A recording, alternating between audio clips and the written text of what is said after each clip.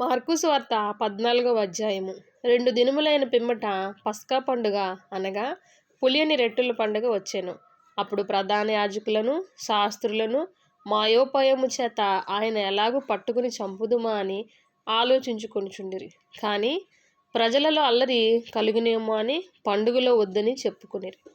ఆయన బేతనియలో కుష్ఠరోగి అయిన సీమోని ఇంట భోజనముకు కూర్చుండి ఉన్నప్పుడు ఒక స్త్రీ మిక్కిలి విలువగల అచ్చ జటామాంసి అత్తరు బుడ్డి తీసుకుని వచ్చి ఆ అత్తరు బుడ్డి పగలగొట్టి అత్తరు ఆయన తల మీద పోసెను.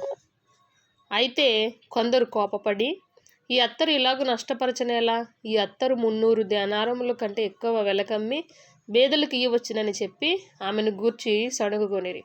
అందుకు యేసు ఇట్లనెను, ఈమె జోలికి పోకుడి, ఈమెనెందుకు తొందర పెట్టుచున్నారు? ఈమె నా ఎడల మంచి కార్యం చేసెను. బీదలు ఎల్లప్పుడూ మీతోనే ఉన్నారు, మీకు ఇష్టమైనప్పుడల్లా వారికి మేలు చేయవచ్చును. నేను ఎల్లప్పుడూ మీతో కూడా ఉండను. ఈమె తన శక్తి కొలది నా భూస్థాపన నిమిత్తము నా శరీరమును ముందుగా అభిషేకించెను.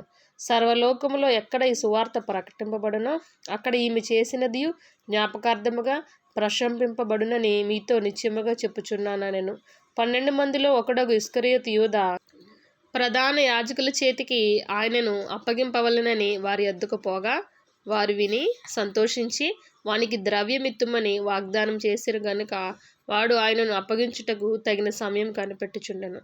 పులియని రొట్టెల పండుగలో మొదటి దినమున వారు పస్కా పశువును వధించినప్పుడు ఆయన శిష్యులు, నీవు పస్కాను భుజించుటకు మేమెక్కడికి వెళ్ళి సిద్ధపరచవలనని కోరుచున్నావని ఆయన అడుగుగా ఆయన, మీరు పట్టణంలోకి వెళ్ళుడి, అక్కడ నీళ్లకుండ మోయిచున్న ఒక మనుషుడు మీకు ఎదురుపడును. వాని వెంట పోయి వాడు ఎక్కడ ప్రవేశించునో ఆ ఇంటి యజమానిని చూచి, నేను నా శిష్యులతో కూడా పస్కాను భుజించుటకు నా విడిది గది ఎక్కడనని బోధకుడు అడుగుచున్నాడని చెప్పుడి. అతడు సామాగ్రితో సిద్ధపరచబడిన గొప్ప మేడగది మీకు చూపించును. అక్కడ మన కొరకు సిద్ధపరచుడని చెప్పి తన శిష్యులు 2 పంపెను. శిష్యులు వెళ్ళి పట్టణంలోనికి వచ్చి ఆయన వారితో చెప్పినట్టు కనుగొని పస్కాను సిద్ధపరిచిరి. సాయంకాలమైనప్పుడు ఆయన తన 12 మంది శిష్యులతో కూడా వచ్చెను. వారు కూర్చుండి భోజనము చేయుచుండగా యేసు, మీలో ఒకడు అనగా నాతో భుజించుచున్నవాడు నన్ను అప్పగించునని నిశ్చయముగా మీతో చెప్పుచున్నానని వారితో చెప్పగా వారు దుఃఖపడి, నేనా అని ఒకని తరువాత ఒకడు ఆయన నడుగసాగిరి. అందుకైన 12 మందిలో ఒకడే అనగా నాతో కూడా పాత్రలో చెయ్యి ముంచువాడే. నిజముగా మనుష్య కుమారుడు ఆయనను గూర్చి రాయబడినట్టు పోవుచున్నాడు. అయితే ఎవని చేత మనుష్య కుమారుడు అప్పగింపబడుచున్నాడో ఆ మనుషునికి శ్రమ, ఆ మనుష్యుడు పుట్టి ఉండని ఎడల వానికి మేలనెను.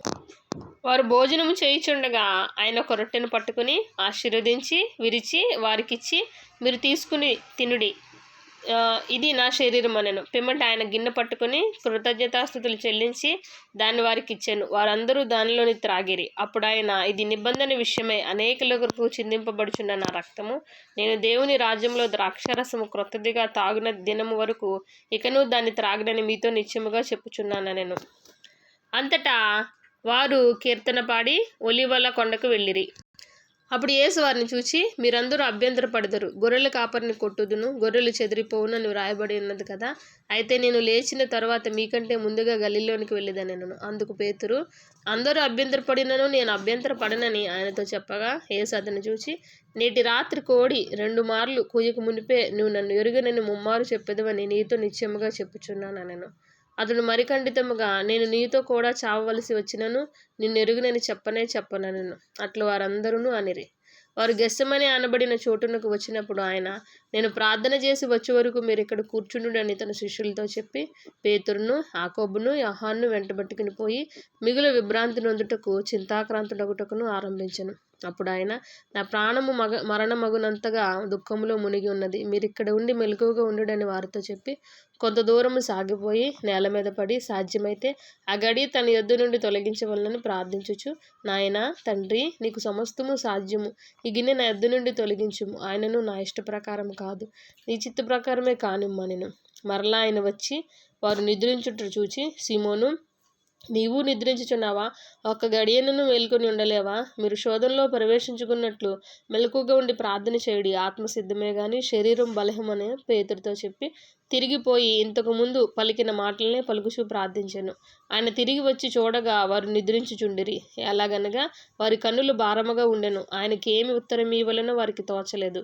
ఆయన మూడవసారి వచ్చి, మీరిక నిద్రపోయి అలసట తీర్చుకునిడి, ఇక చాలును, గడియ వచ్చినది. ఇదిగో మనుష్య కుమారుడు పాపుల చేతికి అప్పగింపబడుచున్నాడు. లెండి వెళ్ళుదము, ఇదిగో నన్ను అప్పగించేవాడు సమీపించి ఉన్నాడని చెప్పాను.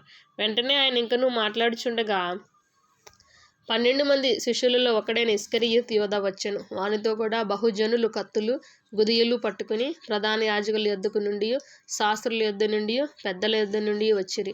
ఆయనను అప్పగించేవాడు నేను ఎవరిని ముద్దు పెట్టుకుందునో ఆయనే యేసు, ఆయనను పట్టుకుని భద్రముగా కొనిపోవుడని వారికి గుర్తు చెప్పి ఉండెను. వాడు వచ్చి వెంటనే ఆయన ఎద్దుకు పోయి, బోధకుడా అని చెప్పి ఆయనను ముద్దు పెట్టుకొనగా వారు ఆయన మీద పడి ఆయనను పట్టుకొనిరి. దగ్గర నిలిచిన వారిలో ఒకడు కత్తి దూసి ప్రధాన యాజకుని దాసుని కొట్టి వాని చెవి తెగ నరికెను. అందుకు యేసు, మీరు బందీపోటు దొంగ మీదకి వచ్చినట్టు కత్తులతోనూ గుదీలతోనూ నన్ను పట్టుకొని వచ్చితిరా?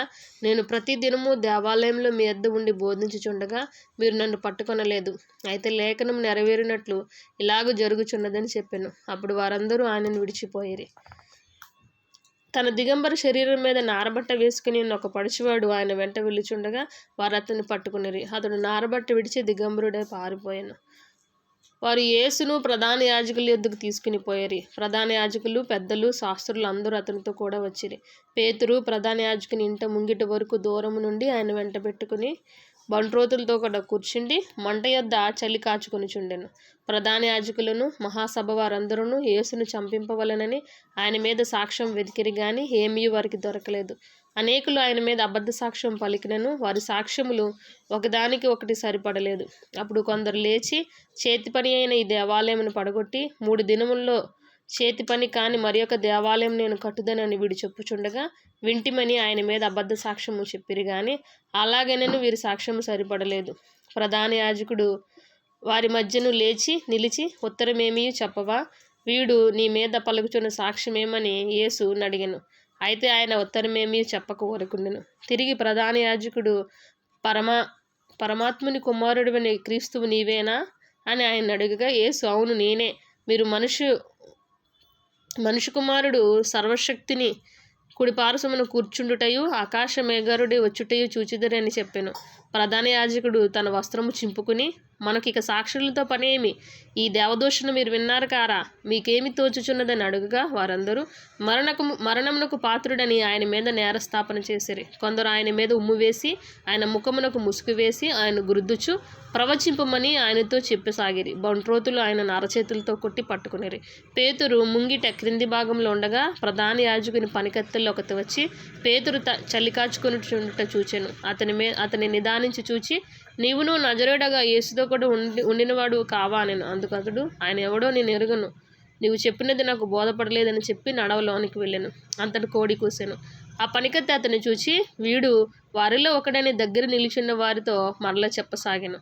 అతడు మరలా నేను కానేనను. కొంతసేపు అయిన తర్వాత దగ్గర నిలిచి ఉన్నవారు మరలా పేతురుని చూచి, నిజంగా నీవు వారిలో ఒకడవు, నీవు గలిలీయుడవు కదా అనిరి. అందుకు అతడు, మీరు చెప్పుచున్న మనుష్యుడిని నేను ఎరుగనని చెప్పి శపించుకున్నటకు ఒట్టు పెట్టుకున్నటకు మొదలుపెట్టాను. వెంటనే 2వ మారు కోడి కూసెను గనుక కోడి 2 మార్లు కుయ్యకమునుపు నువ్వు నన్ను ఎరుగువని ముమ్మారు చెప్పెదువని యేసు తనతో చెప్పిన మాట పేతురు జ్ఞాపకంలోకి తెచ్చుకుని తలపోయిచు ఏడ్చాను. ఆమెన్.